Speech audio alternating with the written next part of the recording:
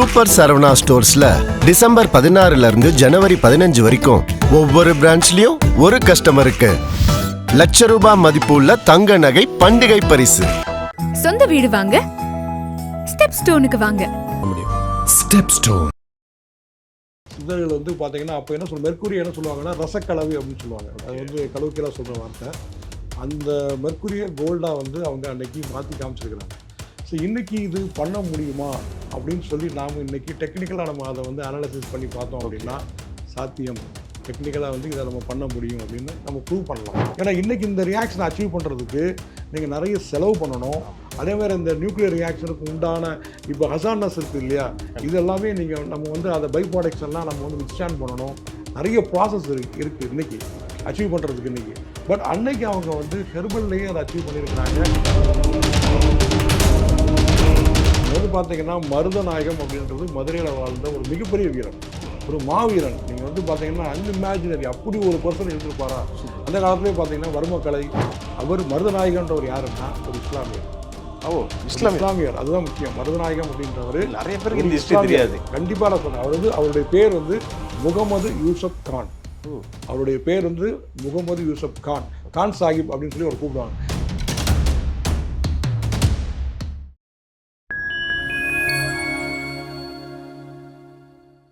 Fine time நேயர்களுக்கு வணக்கம். இன்று நம்மோடு இணைந்திருப்பவர் சமூக ஆர்வலர் திரு முருகன் அவர்கள். வணக்கம் சார். வணக்கம் சார். சார், நம்ம இதுக்கு முன்னாடி நடந்த பல்வேறு நிகழ்ச்சிகளில் வந்து வரலாற்று நிகழ்வுகள், இன்னும் நம்ம சிறப்பான தமிழ்நாட்டினோட சிறப்பை பற்றிலாம் நம்ம பேசிக்கிட்டு இருந்தோம். அந்த வரிசையில் வந்து கடந்த வாரம் வந்து நம்ம பழனி முருகன் அதை சார்ந்த மர்மமான நிகழ்வு குறித்துலாம் நம்ம பேசியிருந்தோம். அந்த மாதிரி இன்றைக்கி நம்ம என்ன பற்றி பேச போகிறோம்னா, கிட்டத்தட்ட பழனி முருகன் பற்றி தான் பேச போகிறோம். ஆனால் அந்த காலத்தில் வந்து சித்தர்கள் என்ன பண்ணியிருக்காங்கன்னா, அந்த மெர்க்குரியிலேருந்து கோல்டு தயாரித்து தான் சொல்கிறாங்களே சார், அது சாத்தியமா சார்? அது சார் அது 100% சாத்தியம் சார். அது 100% சாத்தியம். அதை செய்தும் காமிச்சிருக்கிறாங்க. ஓகே. சித்தர்கள் வந்து பார்த்தீங்கன்னா அப்போ என்ன மெர்க்குரி என்ன சொல்லுவாங்கன்னா ரசக்கலவை அப்படின்னு சொல்லுவாங்க. அது வந்து கலவுக்கெல்லாம் சொல்கிற வார்த்தை. அந்த மெர்க்குரியை கோல்டாக வந்து அவங்க அன்னைக்கு மாற்றி காமிச்சிருக்கிறாங்க. ஸோ இன்றைக்கி இது பண்ண முடியுமா அப்படின்னு சொல்லி நாம் இன்றைக்கி டெக்னிக்கலாக நம்ம அதை வந்து அனாலிசிஸ் பண்ணி பார்த்தோம் அப்படின்னா சாத்தியம். டெக்னிக்கலாக வந்து இதை நம்ம பண்ண முடியும் அப்படின்னு நம்ம ப்ரூவ் பண்ணலாம். ஸோ எப்படின்னு கேட்டிங்கன்னா, பொதுவாக வந்து பார்த்திங்கன்னா நம்ம ஒரு எலமெண்ட்டு சொல்கிறோம். இப்போ எலமெண்ட்டுன்னா மெர்க்குரி ஒரு எலமெண்ட்டு, கோல்டு ஒரு எலமெண்ட். இந்த எலமெண்ட்டோடைய ப்ராப்பர்ட்டி வந்து எதை பொறுத்து இருக்குதுன்னா, ப்ராப்பர்ட்டி மீன்ஸ் அதனுடைய அந்த குவாலிட்டி எதை பொறுத்து இருக்குதுன்னா, அது இருக்கக்கூடிய நம்பர் ஆஃப் எலக்ட்ரான்ஸ். ரொம்ப சப்ஜெக்டுக்குள்ளே போகிறோம். நம்ம number of electrons, number of protons அதை பொறுத்து தான் இருக்குன்னு பார்க்கலாம். ஸோ இப்போ இதில் என்னென்னு கேட்டிங்கன்னா, இந்த நம்பர் ஆஃப் எலக்ட்ரான்ஸை சேஞ்ச் பண்ணிங்கன்னா அந்த ப்ராப்பர்ட்டி வந்து மாறும். அதுதான் உண்மை, அதுதான் சயின்ஸு. ஓகே. இப்போ நம்பர் ஆஃப் எலக்ட்ரான்ஸ்ன்னு சொன்னீங்கன்னா அது அட்டாமிக் நம்பர். அந்த அட்டாமிக் நம்பரை சேஞ்ச் பண்ணிங்கன்னா ஆட்டோமேட்டிக்காக அந்த ப்ராப்பர்ட்டி வந்து மாறும். ஓகே. நம்பர் ஆஃப் எலக்ட்ரான்ஸை வந்து நம்ம சேஞ்ச் பண்ணிக்கலாம் ஈஸியாக, நீங்கள் எந்த ஒரு எலமெண்ட்டுக்குமே. ஏன்னா இங்கே உலகத்தில் நடக்கிற எல்லா ரியாக்ஷன்ஸுமே எலக்ட்ரானிக் ரியாக்ஷன்ஸ் தான், நியூக்ளியர் ரியாக்ஷன்ஸ் கிடையாது. நியூக்ளியர் ரியாக்ஷன்ஸ் நம்ம பண்ணோம் அப்படின்னா that is a nuclear chemistry. That is வந்து என்ன சொல்கிறது, ஈவன் எக்ஸ்ப்ளோசிவ் மேட்டர்ஸ் லெவலில் போயிடும். ஆமாம். இன்றைக்கி வந்து நியூக்ளியர் பிளான்ட்ஸு இதெல்லாம் இருக்குது இல்லையா, இந்த மாதிரி வந்து போயிடும். ஸோ நியூக்ளியர் ரியாக்ஷன்ஸை நம்ம அச்சீவ் பண்ணுறது இல்லை. ஓகே. ஏன்னா அதனுடைய ஹசார்ட்னஸ் ரொம்ப ஜாஸ்தி, அதை நம்மளால் கண்ட்ரோல் பண்ண முடியாது. ஸோ இப்போ நம்ம அந்த மெர்க்குரிக்கு வருவோம். மெர்க்குரி எடுத்துட்டிங்கன்னா 80 அட்டாமிக் நம்பர். கோல்டுக்கு வந்து 79 அடுத்தடுத்து இருக்குது. பீரியாடிக் டேபிளில் ரெண்டுமே அடுத்தடுத்து இருக்குது. இப்போ நீங்கள் அந்த கோல்டை வந்து பார்த்தீங்கன்னா அவுட்டர் மோஸ்ட் ஆர்பிட்டில் ஒரு எலக்ட்ரானை ரிமூவ் பண்ணிடலாம். ஓகே. அது சாரி மெர்க்குரியை நீங்கள் வந்து ரிமூவ் பண்ணிடலாம், 79 மாறிடும். பட் நியூக்ளியஸ் உள்ளே போய் நீங்கள் சேஞ்ச் பண்ணணும். ஓகே. அதை வந்து சித்தர்கள் பண்ணியிருக்கிறாங்க. இது சாத்தியம். ஏன்னு கேட்டிங்கன்னா பக்கத்தில் இருக்கிற எலமெண்ட்ஸ் அப்போவே பண்ணியிருக்காங்க. அன்னைக்கு சயின்ஸ் கிடையாது, கெமிஸ்ட்ரி கிடையாது, பீரியாடிக் டேபிள் கிடையாது, அட்டாமிக் நம்பர் பற்றி உள்ள நாலேஜ் கிடையாது, எலக்ட்ரான்ஸ் பற்றி உள்ள நாலேஜ் கிடையாது, புரோட்டான்ஸ் பற்றி உள்ள நாலேஜ் கிடையாது. அவங்களுக்கு நாலேஜ் இல்லை, நம்மளாம் அப்படி புரிஞ்சுக்கிட்டு இருக்கோம். ஆமாம் சார், நம்ம சொல்கிற சயின்ஸ் இது, அவங்க படிச்சிருக்கிற சயின்ஸ் அது வந்து வேற. மேடம் ஆர்கிடெக்ட் பற்றி அன்றைக்கி பேசணும். 1500 வருஷம் 2000 வருஷம் பழமையாக இருக்குது இந்த கட்டடங்கள்லாம். இன்னைக்கு இந்த பைண்டிங் ஏஜென்ட் நம்ம அப்ளை பண்ணுற சிமெண்ட் வேற, அவங்க அன்னைக்கு யூஸ் பண்ண பைண்டிங் மெட்டீரியல் அப்படின்றது வேற. அட்வான்ஸ்டு டெக்னாலஜி வச்சுக்கிட்டு இன்னைக்கு நம்ம பண்ணிக்கிட்டு இருக்கோம். அன்றைக்கி அதெல்லாம் கிடையாது. கண்டிப்பாக சார். அது சம்மந்தப்பட்ட டூல்ஸ் இல்லை நம்மக்கிட்ட. அது சம்மந்தப்பட்ட அந்த என்ன அவங்க அதை வந்து பயன்படுத்துனாங்க. ஏன்னா இன்றைக்கி இந்த ரியாக்ஷனை அச்சீவ் பண்ணுறதுக்கு நீங்கள் நிறைய செலவு பண்ணணும். அதேமாதிரி இந்த நியூக்ளியர் ரியாக்ஷனுக்கு உண்டான இப்போ ஹசார்ட்னஸ் இருக்குது இல்லையா, இது எல்லாமே நம்ம வந்து அதை பை ப்ராடக்ட்ஸ் எல்லாம் நம்ம வந்து வித்ஸ்டாண்ட் பண்ணணும். நிறைய ப்ராசஸ் இருக்கு இன்னைக்கு ஓகே அச்சீவ் பண்ணுறதுக்கு இன்னைக்கு. பட் அன்னைக்கு அவங்க வந்து ஹெர்பல்லையே அதை அச்சீவ் பண்ணியிருக்கிறாங்க, வேறு டெக்னிக்ஸில் வந்து அவங்க அச்சீவ் பண்ணியிருக்கிறாங்க அப்படின்றத பார்க்குறோம். ஸோ அவங்க மேலே ஏன் பண்ணாங்க அப்படின்னா பயாலஜிக்கல் யூஸுக்கு வந்து பண்ணாங்க அப்படின்னு சொல்லியான தகவல்கள் வந்து இருக்குதுன்னு பார்க்குறோம். சூப்பர். இப்போ இந்த மாதிரி சித்தர்கள் வந்து ஒரு சயின்டிஃபிக்காகவும் அவங்க நிறைய பண்ணியிருக்கிறாங்க. இதெல்லாம் நமக்கு வந்து இதெல்லாம் கன்வே ஆகாமல் போயிடுச்சு. ஓகே விஷயங்கள் வந்து ப்ராப்பராக வந்து நமக்கு வந்து மக்களுக்கு வந்து சரியாக கன்வே ஆகாமல் போயிடுச்சு அப்படின்னு பார்க்குறோம். ஸோ அன்னைக்கு பார்க்குறோம் போகர் அவர்கள் வந்து 2 சிலை செய்தாங்க. ஒன்று வந்து பழனியில் இருக்குன்னு சொன்னோம், இன்னொரு வந்து பார்த்தீங்கன்னா பூம்பாறை அப்படின்ற ஒரு ஊரில் கொடைக்கானல் பக்கத்தில் ஒரு குழந்தை வேலப்பர் அப்படின்ற ஒரு சன்னதி அங்கே வந்து இருக்குன்னு சொல்லி சொல்கிறாங்க. ஸோ அதுவும் இருக்கணும். அதுவும் வந்து பார்த்தீங்கன்னா நம்ம வந்து அதனுடைய ஆன்டிக்யூட்டியை நம்ம செக் பண்ணணும். அது தொன்மை அப்படின்றத நம்ம ப்ரூவ் பண்ணி நம்ம வச்சுக்கணும். ஏன் பழனியில் செக் பண்ணிட்டாங்க, ஐஐடி இன்ஜினியர்ஸ் வந்து செக் பண்ணி கன்ஃபார்ம்னு சொல்லி சொல்லிட்டாங்க. அதையும் நம்ம செக் பண்ணி பாதுகாத்து வச்சுக்கணும். ஏன் அப்படின்னு சொல்லி கேட்டிங்கன்னா இப்போ இதனுடைய கார்பன் ரேட்டிங் நம்ம டெஸ்டிங் பார்த்தாலே தெரிஞ்சிடும். நீங்கள் கீழடி நாகரிகம் வரைக்கும் போகிறீங்க, உலகத்தில் எப்போ இவ்வளோ பாரம்பரியம் இருக்குது, நாங்கள் அயானம் யூஸ் பண்ணோம் அப்படின்லாம் சொல்லி நம்ம வந்து உலகத்துக்கு போய் ப்ரூவ் பண்ண வேண்டிய அவசியமே இல்லை. ஏன்னு கேட்டிங்கன்னா இந்த மாதிரி இந்த ஆர்கிடெக்டும் இந்த போகர் செய்த இந்த விஷயங்களே நம்முடைய சயின்டிஃபிக் விஷயத்தை உலகத்துக்கு சொல்லும் அப்படின்றது உண்மை. அப்போ அந்த சிலையெல்லாம் கூடவே ஒரு 5000 வருஷம் பழசுன்றீங்களா சார்? கண்டிப்பாக சார். சார் இப்போ வேறு ஒன்றும் இல்லை, நீங்கள் கோயிலில் போய் செக் பண்ணீங்க எப்படி வந்து இப்போ சார் வந்து பொன்மாணிக்கர் சார் சொல்கிறாங்க இது டூப்ளிகேட்னு, நீங்கள் செக் பண்ணிட்டீங்கன்னா 100 வருஷத்துக்குள்ளே அதை ஆன்சர் பண்ணிச்சுன்னா இது புதுசு. ரொம்ப ஈஸியாக தெரிஞ்சிடும். அந்த ஆன்டிக்யூட்டி டெஸ்ட்ன்னு இருக்குது, அதுக்கு பேர் வந்து அந்த கார்பன் ரேட்டிங் வச்சு ஆன்டிக்கை வந்து செக் பண்ணுறது ஆன்டிக்யூட்டி டெஸ்ட் அப்படின்றது. அது வந்து அந்த ஆர்கியாலஜி டிபார்ட்மெண்ட்லேருந்து பண்ணுவாங்க. இப்போ அது நம்ம பண்ண முடியாது, இப்போ நம்ம பண்ணி சர்டிஃபிகேட் கொடுக்க முடியாது. ஆர்கியாலஜி டிபார்ட்மெண்ட்ல இருந்து வந்து அவங்க தான் அதை டெஸ்ட் பண்ணுவாங்க. அதுக்கு ஒரு சில சர்வேயர்ஸ் தான் இருக்கிறாங்க. அவங்க செக் பண்ணாங்கன்னா அவங்க செக் பண்ணி சர்டிஃபிகேட் கொடுத்துட்டாங்க அப்படின்னு கேட்டாங்கன்னா இது நமக்கு தெரிஞ்சிடும், இது 1000 வருஷம் பழமையானது, 2000 வருஷம் பழமையானது. புதுசாக இருக்கிற எந்த ஒரு பொருளுமே அந்த கோயிலுக்கு சம்மந்தப்பட்டது கிடையாது, திருட்டு போயிருக்கு அப்படின்னு அர்த்தம். நம்ம அதிலே நம்ம புரிஞ்சுக்கலாம். நம்ம வந்து நீங்கள் அந்த ஏன் திருடு போகணுன்ற அந்த காரணம் இன்னொரு பக்கம் இருந்தாலும் இந்த போகர் செஞ்ச அந்த சிலை இருக்குல்ல சார், அந்த அதில் இருக்கக்கூடிய அந்த காம்பவுண்ட்ஸ் வந்து விஷத்தை முறியடிக்கும்ன்றாங்களே சார், உண்மையா சார்? அது வந்து அவங்க என்ன சொல்கிறாங்கன்னா நவ பாசானம்ன்றாங்க. நவம்னா வந்து 9, அந்த பாசானம்னா விஷம்னு சொல்கிறாங்க. அது ஒரு டாக்ஸிக் மேட்டர். அதாவது அந்த காலத்தில் இப்போ இன்றைக்கி இருக்கிற நம்ம அசிடிட்டி இருக்குது, இன்றைக்கி அதுக்கு வேறு பேர்லாம் நம்ம வச்சுருக்கிறோம். இன்றைக்கி ஆர்கானிக் அண்ட் இன்ஆர்கானிக் நிறைய பேர். அன்னைக்கு வந்து அது பாசானம்னு ஒரே வார்த்தை சொல்லியிருக்கிறாங்க. ஸோ அதுக்கு அவங்க யூஸ் பண்ண அந்த டேர்ம் அதை வந்து கம்பைன் பண்ணி ஒரே ஸ்ட்ரக்சராக ஒரே மாலிகுலாக அவங்க கன்வெர்ட் பண்ணியிருக்கிறாங்க. ஸோ அதனுடைய அந்த காம்பினேஷன் தான் இன்றைக்கி இவ்வளவு ஒரு மெடிக்கல் ப்ராப்பர்ட்டியாக இருக்குது அப்படின்னு சொல்லி இதனுடைய சயின்ஸ் வந்து எப்படி வெளிநாட்டில் இருக்கிறவங்களுக்கு தெரிஞ்சிருக்குது, நமக்கு தெரியலை. அதுதான் வியப்பாக இருக்குது. நம்ம மக்களுக்கு இதனுடைய மகத்துவம் தெரியலை. அவங்களுக்கு தெரிஞ்சிருந்து அவன் வந்து சின்ன சின்ன பீஸ் மட்டும் எங்களுக்கு கொடுங்க, நாங்கள் ஏதாவது பண்ணிக்கிறோம் அப்படின்னு சொல்லி அவங்க கொடுத்த இன்ஃப்ளூயன்ஸில் தான் இந்த தப்புகள்லாம் நிறைய நடந்திருக்கு சார். தமிழ்நாட்டில் இருந்த பல்வேறு ஓலைச்சுவடிகள் இப்போ டென்மார்க்கில் இருக்குன்றாங்களே சார்? கண்டிப்பாக சார், நிச்சயமாக சார். சார் இதெல்லாமே என்னன்னு கேட்டேங்க, இதெல்லாம் இப்போ யார் வந்து ஸ்டெப் எடுத்து இங்கே மீட்டு கொண்டு வர்றது? இப்போ நம்முடைய ட்ரெடிஷன் நம்முடைய கல்ச்சர் அப்படின்றத யாராவது ஒருத்தர் வந்து கேர் எடுக்கணும், முன்னெடுக்கணும். இப்போ அந்த மாஃபா பாண்டியராஜன் ஒரு அமைச்சர், அவங்க தான் கீழடிக்கு வந்து பார்த்தீங்கன்னா அதை இனிஷியேட் பண்ணது அவங்க தான். இன்னைக்கு அது யாருனாலும் அன்றைக்கி கொண்டாடலாம். இன்றைக்கி இப்போ இது சக்ஸஸ் ஆகிருக்கு, இது ரிசர்ச்சுக்கு ஆன்சர் கிடச்சிருக்குது அப்படின்னு சொல்லி இன்றைக்கி சிஎம் கொண்டாடலாம், இருக்க மினிஸ்டர்ஸ் கொண்டாடலாம், யாராலும் கொண்டாடலாம். பட் அதை ஃபஸ்ட்டு இனிஷியேட் பண்ணது யாருன்னு கேட்டிங்கன்னா மாஃபா பாண்டியராஜன் தான். அதே மாதிரி நம்ம ராஜராஜன் சிலையை வந்து குஜராத்தில் மீட்டு கொண்டு வந்தாங்க. குஜராத்தில் இருந்து அந்த சிலையை வந்து மீட்டு கொண்டு வரன்றதுலாம் அவ்வளோ சாதாரண விஷயம் கிடையாது. அது எப்போ போயிருக்கும், அது வந்து எந்த பீரியடில் போயிருக்கும், சரபோஜி மன்னன் பீரியடில் போயிருக்குதா, அதுக்கு முன்னாடி போயிருக்கு, அதெல்லாம் நமக்கு தெரியாது. ஸோ இப்போ அவங்க சார் போனாங்க, அதை ப்ராசஸ் பண்ணாங்க, அச்சீவ் பண்ணாங்க, அங்கேருந்து கொண்டு வந்தாங்க, அஃபிஷியலாக டிக்ளேர் பண்ணிட்டாங்க, திஸ் இஸ் அவர்ஸ், தமிழ்நாட்டுடைய இது ஒரு பொக்கிஷம் அப்படின்றத.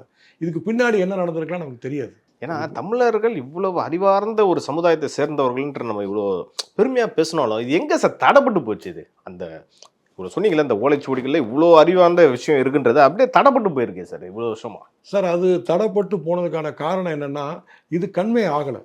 இப்போ வந்து அன்றைக்கு இருந்த ஒரே மீடியம், எப்படி திருக்குறள் வந்து இன்றைக்கு எவ்வளவோ காலம் திருக்குறள் வந்து கன்வே ஆகி இன்றைக்கி 1330 திருக்குறள் பத்திரமா இருக்குது, சேஃபாக இருக்குது. இதே மாதிரி மற்ற சயின்டிஃபிக் மேட்டர்ஸ்லாம் ஏன் வந்து பத்திரப்படுத்த முடியலை அப்படின்ட்டு நமக்கு ஒரு கொஸ்டினாக இருக்குது. ஆமாம், அது அது அது அது எங்கே கட்டாச்சு? நம்முடைய அந்த மெடிசன் ஆகட்டும், நம்முடைய இன்ஜினியரிங் ஆகட்டும், சயின்ஸ் ஆகட்டும். ஏன்னா நம்ம என்ன பண்ணுறோம், வேர்ல்டு வைடு கம்பேர் பண்ணும்போது இன்னைக்கு வெஸ்டர்னுடைய மெடிசன் தான் பெஸ்ட்டு, அவங்களுடைய ஆர்கிடெக்ட் தான் பெஸ்ட்டு. அப்போ நம்மக்கிட்ட இன்றைக்கி கேரளா பத்திரமா வச்சுருக்காங்க. ஆயுர்வேதிக் மெடிசன் அவங்க வந்து பார்த்தீங்கன்னா இன்றைக்கி ஓரளவுக்கு பத்திரமா வச்சுருக்காங்க. நாம் வந்து ஏன் விட்டுட்டோம்? இது கொஞ்சம் தனித்துவத்தை நம்ம விட்டுட்டோன்ற அந்த இண்டிவிஜுவாலிட்டியை விட்டுட்டோம், தனித்துவத்தை விட்டுட்டோம் அப்படின்ற ஒரு விஷயம் வந்து நமக்கு இருக்குது. அது வந்து என்னன்னு கேட்டிங்கன்னா, அதை மீட்டு எடுக்கிறதுக்கு இங்கே இருக்கக்கூடிய அஃபீஷியல்ஸ் வந்து நிச்சயமாக அதை முயற்சி பண்ணணும், அதை பாதுகாத்து வைக்கணும் அப்படின்றது தான் எல்லாருடைய எண்ணமாகவும் இப்போ இருக்குது. நம்ம அதை தேடி பார்க்கும் பொழுது இவ்வளோ விஷயங்கள் வெளியே போயிருக்குது. அன்றைக்கி குந்தவை மேட்டரில் பேசினோம், இந்த குந்தவையுடைய ஒரு புகைப்படம் வெளியே போயிருக்குன்னு சொல்கிறோம். இன்றைக்கி நம்முடைய சயின்ஸ் அண்ட் டெக்னாலஜிஸே இன்றைக்கி வெளியே போயிருக்குது அப்படின்றது நம்ம வந்து மனசில் வைக்க வேண்டியிருக்குது. கண்டிப்பாக சார். அதாவது இவ்வளோ ஒரு சிறப்பான விஷயத்த நம்ம இழந்துட்டோமேன்ற நம்ம வந்து வருத்தம் தான் போடணும். நம்ம ஒரு பக்கம் வந்து தமிழர்கள்ன்ற ஒரு பெருமையாக பேசினாலும், ஆனால் நம்மளோட வரலாறு எவ்வளோ மறைக்கப்பட்டிருக்குன்றது வெட்ட வெளிச்சமாக தெரியுது இவ்வளோ விஷயத்தை நம்ம பார்க்குறப்போ. நம்ம அடுத்தபடியாக பார்க்கும்போது சார், இந்த திருப்பரங்குன்றம் இஷ்யூ வந்து போயிட்டு இருந்துச்சு. இது வந்து பார்க்குறப்ப நம்ம மருதநாயகம் அவரை பற்றி நம்ம கேள்விப்பட்டிருப்போம். கமல் அவர்கள் கூட அதை பற்றி படம் எடுக்கிறதா இருந்துச்சு, கைவிட்டுட்டார். அவர் வந்து மத நல்லிணக்கத்துக்கு ஒரு இலக்கணமாக இருந்ததா சொல்கிறாங்களே சார், உண்மையா சார்? 100% உண்மை. நீங்கள் வந்து பார்த்தீங்கன்னா மருதநாயகம் அப்படின்றது மதுரையில் வாழ்ந்த ஒரு மிகப்பெரிய வீரன், ஒரு மாவீரன். நீங்கள் வந்து பார்த்தீங்கன்னா அன்இமேஜினரி, அப்படி ஒரு பர்சன் இருந்திருப்பாரா? அந்த காலத்துலேயே பார்த்தீங்கன்னா வர்மக்கலை அது எல்லாம் படிச்சுட்டு, இப்போ நீங்கள் உதாரணத்துக்கு சொல்ல கன்னியாகுமரியில் எப்படி 3 கடல் கிடக்குதோ, அதே மாதிரி மருதநாயகம் வந்து பார்த்தீங்கன்னா 3 பேரை அவர் எழுத்திருக்கிறார். யார் சார்? 3 படைகளை வந்து எழுத்திருக்கிறாரு. 3 படைகளுமே வந்து பார்த்தீங்கன்னா அவருக்கு இணக்கமாக இருந்து, அது துரோகம் கிடையாது. ஓகே. அதாவது 3 பேரையுமே கூடவே இருந்து 3 பேருமே அவர் வந்து எதிரியாக வந்து வீழ்த்தின நபர் தான் வந்து மருதநாயகம் அப்படின்றவர். என்ன அப்படின்னா மக்களுக்காக. ஸோ ஒன்று வந்து பார்த்தீங்கன்னா அவர் வந்து பிரிட்டிஷ் பீப்புள், 2வது வந்து பார்த்தீங்கன்னா ஆட்காடு நவாப், 3வது அன்றைக்கு இருந்த நாயக்க மன்னர்களினுடைய மிச்ச அந்த பாளையக்காரர்கள். ஏன்னா அவர் முதல்ல நாயக்க மன்னர்கள்கிட்ட தான் அவர் என்ன பண்ணுறாரு, வேலை செய்கிறாரு, தளபதியாக இருக்கிறாரு, படை வீரராக இருக்கிறாரு, சிறந்த வீரராக இருக்கிறாரு. பிறகு வந்து பார்த்தீங்கன்னா இவருடைய வீரத்தை பார்த்து ஆட்காடு நவாப் வந்து அவரை வந்து சேர்த்துக்கிறாரு, கொஞ்சம் படைகளை அவர் கொடுக்குறாரு. தென் அதே மாதிரியே வந்து பிரிட்டிஷ் பீப்புளும் வந்து என்ன பண்ணுறாங்க, இவரை என்கரேஜ் பண்ணுறாங்க, ஏன்னா சிறந்த வீரன் அப்படின்ற முறையில். அப்போ அன்றைக்கு இப்போ இன்றைக்கி டெமோக்ரஸி இருக்குது, இன்றைக்கி டெமோக்ரஸி இருக்கிறனால தேர்தல் போட்டு இன்றைக்கி வந்து எலெக்ஷன் பண்ணி இன்றைக்கி எல்லாரும் அமைச்சர் எல்லாமே மக்கள் தேர்ந்தெடுக்கிறாங்க.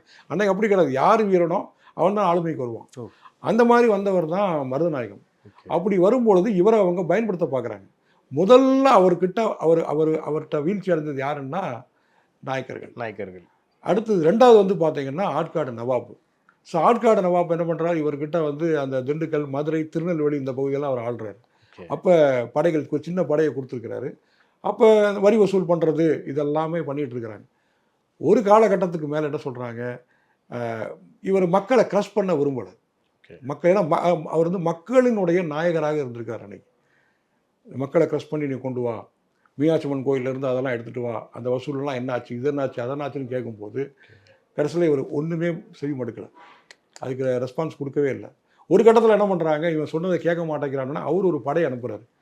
நீ மீனாட்சியம்மன் கோயிலை சீஸ் பண்ணு, மீனாட்சியம்மன் கோயிலை அட்டாக் பண்ணு அப்படின்னு சொல்லி ஆட்காடு நவாப் படை அனுப்புகிறார். அவர் மருதநாயகன்றவர் யாருன்னா ஒரு இஸ்லாமியர். இஸ்லாமியர், அதுதான் முக்கியம். மருதநாயகம் அப்படின்றவர் நிறைய பேருக்கு தெரியாது. கண்டிப்பாக நான் சொல்கிறேன். அவர் வந்து அவருடைய பேர் வந்து முகமது யூசப் கான். அவருடைய பேர் வந்து முகமது யூசப் கான் சாஹிப் அப்படின்னு சொல்லி அவர் கூப்பிடுவாங்க. நீங்கள் மதுரையில் பார்த்தீங்கன்னா நிறைய பேருக்கு வந்து இஸ்லாமியர்கள் வந்து கான்சா அப்படின்னு பேர் வைப்பாங்க. கான் சாஹிப்ன்றதை கான்சா அப்படின்னு வைப்பாங்க. அவர் என்ன பண்ணாருன்னா மதுரையினுடைய மக்களோட ஒரு இணக்கமாக இருந்து மீனாட்சி அம்மன் கோயிலை வந்து பாதுகாக்கிறார். யாருடைய அட்டாக்ல இருந்து? ஆற்காடு. அவரு இஸ்லாமியர்கள். அவரு இஸ்லாமியர்னா அவர் வெளிநாட்டுல இருந்து படையெடுத்து வந்த ஒரு இஸ்லாமியர். இங்க இருக்கக்கூடிய இஸ்லாமியர்கள் கன்வெர்ட் ஆகிருக்கிறாங்க. ஏன்னா இவங்களுக்கு தெரியும் இது நம்ம எல்லாம் பங்காளிகள், தமிழர்கள் அப்படின்றது இவங்களுக்கு தெரியும். அப்படின்னு சொல்லும் பொழுது இங்க இருக்கக்கூடிய இந்த தமிழக மக்களை சேர்த்துக்கிட்டு, மதுரை மக்களை சேர்த்துட்டு பெரிய படை கொண்டு ஆட்காடு நவாப்பினுடைய படைகளை வந்து தும்சம் பண்றாரு, அவர் விரட்டி அடிக்கிறார். Marudhanayagam real king sir. நீங்கள் தமிழ்நாடு ஹிஸ்டரியில் எடுத்து பார்த்தீங்கன்னா நம்ம சேரா சோழா பாண்டியஸ் தான் ஆமா சொல்றோம். ஆமாயா. அந்த வருஷத்தில் பார்த்தீங்கன்னா மருதநாயகம் வந்து இஸ் a ரியல் கிங். இவரை பத்தி வந்து வெளியில பெருசா வரவே மாட்டுது. பாட புத்தகத்துகளோட எந்த ஒரு பாடமும் வர மாட்டுது. அதுக்கான காரணம் என்ன சார்? சார் அதுக்கான காரணம் என்னன்னு கேட்டிங்கன்னா, இவர் மேலே அவ்வளவு கோபம். ஓகே. இவர் மேலே பிரிட்டிஷ் பீப்புளுக்கு வந்து பார்த்தீங்கன்னா மருதநாயகம் மேலே வந்து ஒரு பொல்லாத ஒரு கோபம். Okay. இவர் மேலேயும் சரி, வேலு நாச்சியார் மேலேயும் பார்த்தீங்கன்னா ஆமா. இவங்க தான் மிகப்பெரிய லெவலில் அட்டாக் பண்ணாங்க. இவங்கள பிடிக்கவே முடியல. ஏன்னா இவங்க வந்து நம்பிக்கை துரோகம் பண்ணாங்கன்னு சொல்ல முடியாது. ஏன்னு கேட்டிங்கன்னா மக்களுக்காக தான் இவங்க எதிர்த்தாங்க. என்னங்க? இவங்க வந்து மக்கள் கூட இணக்கமாக இருந்து மக்கள் பாதிக்கப்படக்கூடாது அப்படின்றதுக்காக தான் இந்த 3 பேருமே எதுக்குறாங்க. ஸோ நாயக்கர்கள் வந்து முதல்ல வீழ்ந்துட்டாங்க. அந்த பாளையக்காரர்களை தான் அவர் அட்டாக் பண்ணுறாரு. ஓகே. நாயக்கமார்களுடைய பாளையக்காரர்களை மருதநாயகம் அட்டாக் பண்ணுறாரு. இரண்டாவது அவர் பார்த்தீங்கன்னா ஆட்காடு நவாப்பை வந்து அடித்து திருப்பி அனுப்புகிறார் படைகளை. தான் நியமித்த ஆள் தான் அனுப்பிச்சு அந்த படையை வந்து மீனாட்சி கோயிலை நீ அட்டாக் பண்ணுறான்னு சொன்னால் திருப்பி வந்து அடித்து அனுப்புகிறார். செகண்ட், பிரிட்டிஷ் பீப்புள் கிட்ட வந்து பார்த்தீங்கன்னா ஈஸ்ட் இந்தியன் கம்பெனி. ஏன்னா பிரிட்டிஷ் முதல்ல ஒரு கவர்மெண்ட்டாலாம் வரல, ஈஸ்ட் இந்தியன் கம்பெனி தான் இருக்கிறாங்க. அங்கே இருந்துட்டு இவரை வந்து ஒரு கையாள் மாதிரி ஒரு ஆளுமை கொடுத்து பண்ண சொன்னால் பிரிட்டிஷையும் எதுக்குறான். அப்போ ஆட்காடு நவாப்பும் பிரிட்டிஷும் அன்னைக்கு ஒரு அண்டர்ஸ்டாண்டிங், ஒரு அக்ரிமெண்ட். இவரை வீழ்த்துறதுக்கு அவங்க 2 பேர் பார்ட்னர்ஷிப் இல்லை அப்படி தான் இருந்திருக்காங்க. ஓகே. நீங்கள் வந்து எப்படின்னு கேட்டிங்கன்னா ஒவ்வொரு காலகட்டத்திலாம் ஏற்றுருக்காங்க. தட் மீன்ஸ் என்னென்னா வந்து பிரிட்டிஷ் பீப்புள் வந்து உடனேலாம் உள்ளே போகல. ஓகே. கொஞ்சம் கொஞ்சமாக கொஞ்சம் இவங்கள வச்சு அவங்கள காலி பண்ணுறது, அவங்கள வச்சு இவங்கள காலி பண்ணுறது, இதாக இருந்திருக்கு. ஸோ அதுக்கப்புறம் தான் என்ன பண்ணுறாங்க, 2 பேருமே சேர்றாங்க. ஸோ இவன் வந்து எதிராக திரும்பிட்டான், மக்களுக்கு ஆதரவாக இருக்கிறான்னு சொன்னோன்னே இவனை வந்து அட்டாக் பண்ணுறதுக்கு பிரிட்டிஷ் முடிவு பண்ணுறாங்க. ஸோ மாவீரனாக இருக்கிறனால ரொம்ப தப்பிக்கிறார். அவரை வந்து அவ்வளோ சீக்கிரம்லாம் அவரை பிடிக்க முடியல. நீங்கள் வந்து பார்த்தீங்கன்னா கிட்டத்தட்ட அவர் 1725 1764 40 வருஷம் அவர் வந்து சர்வே பண்ணுறாரு, ஃபைட் பண்ணுறாரு. ஓகே. ஃபைட் பண்ணி கடைசியில் தான் அவரை வந்து அங்கங்கே சூழ்ச்சி பண்ணி அவரை வந்து அரெஸ்ட் பண்ணிட்டாங்க. அரெஸ்ட் பண்ணி அவரை வந்து தூக்கில் போடணும் அப்படின்னு சொல்லும் பொழுது வேர்ல்டு ஹிஸ்ட்ரியிலே அப்படி ஒன்று இருக்காது, தூக்கு கயிறு அந்து போகுது. இதென்ன சார் புதுசு தகவலாக இருக்குது? தூக்கு கயிறு அந்து போகுது. ஏன்னா அவ்வளோ ஒரு மாவீரன்னா அவருக்கு வர்மக்கலை தெரியும், அது தெரியும், எல்லாமே தெரியும். தூக்கு கயிறு அவர் தூக்கில் போடும்போது அந்து போகுது. அதாவது அவங்க இது என்னன்னு கேட்டால் ஒரு தடவை தூக்கு போட்டு அது தடையாயிடுச்சுன்னா திருப்பி போடக்கூடாது அப்படின்றது. பட் அதெல்லாம் இல்லாமல் 2வது தடவையும் அவரை வந்து தூக்கில் போடணுன்றார். ஒரு மனுஷன் தான் மரணத்தை பார்த்து பயப்படுவான். ஒரு மரணம் வந்து ஒரு மனுஷனை பார்த்து பயந்துருக்குன்றது மருதநாயகம் விஷயத்தில் தான் நடந்துருக்கு. நிச்சயமா சார், நிச்சயமா. அப்போ அதுக்கப்புறம் தான் என்ன பண்ணுறாங்க, அவரை வந்து பிரிட்டிஷ் பீப்புள் சதி பண்ணி அவருக்கு வந்து அவரை வந்து என்ன பண்ணுறாங்க, கொண்டுறாங்க. ஓகே. தூக்கு தண்டனை நிறைவேற்றிடுறாங்க. நிறைவேற்றினதுக்கப்புறம் என்னன்னு கேட்டிங்கன்னா பிரிட்டிஷ் பீப்புளுக்கு ஒரு பயம், இவனுக்குன்னு சொல்லி ஒரு சமாதி உண்டாயிடக்கூடாது, ஒரு நேம் வந்துடக்கூடாது. ஏன்னா ஒரு வீரம் வரலாறே வந்துருக்கக்கூடாதுன்றதுக்காக இவன் தலையை தனியாகவும் உடம்பை தனியாகவும் 2ஆக வந்து வெட்டி அங்கங்கே மக்களுக்கே தெரியாத இடத்துல மக்கள் தெரிஞ்சுக்க. ஏன்னா மக்களுக்காக தானே ஃபைட் பண்ணான், இவன் மக்களுக்காக தானே கிளர்ச்சி பண்ணான்.